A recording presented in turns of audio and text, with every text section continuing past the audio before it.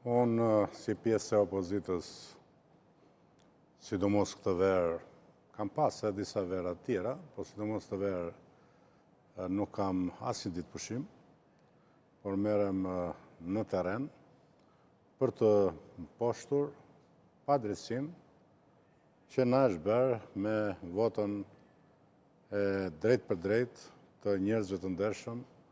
të majtë dhe të djathtë, jo vetëm në qarkun e Beradit, po në mbarë Shqipërinë. Sigurisht që verë është një verë krejt ndryshe, verë e nxehtë, protestash, ku fati i madh nuk e priste asnjë shqiptar, madje për mos thënë asnjë politikan, që do të kishte një zgjim të rinisë kundër kësaj keqeverisje, kundër shpopullimit, skandaleve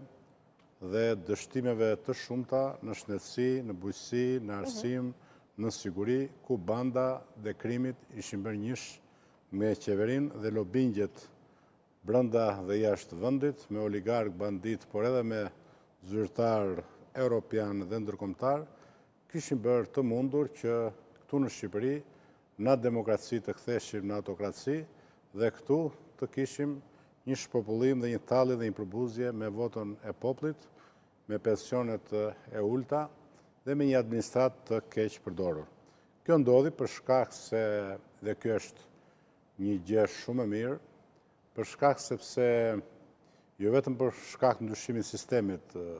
elektoral, kodit zgjedhor 2008-s, i cili ishte vrastar për demokracinë në Shqipëri, aq më keq që u arriti kulmin me lista të mbyllura ku ne jemi republikë parlamentare dhe deputetët nuk zgjidhen nga populli, por janë drejt për drejt e emëruar dhe prandaj ndodh, dhe deputetët e emëruar tani ne e dimë se si zgjidhen servila, zgjidhen ata që lobojnë, zgjidhen ata që janë të pasur dhe nuk zgjidhen ata që i do populli drejt për drejt, janë shumë të rrallë ata që i do populli drejt për drejt. Kështu që me këto gjëra që ky i bëri, pra duke qenë origjinën nga diktatura, Rama arriti që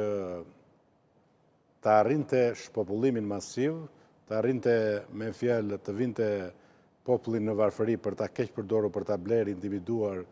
dhe arriti që bashkë me banda dhe oligark ti përdorte në gjitha qarqet për blerje masive, masakre elektorale, por arriti me lobingje, me megonigal apo ndërkombëtar, me kime, me radhë, arriti të godasë edhe opozitën.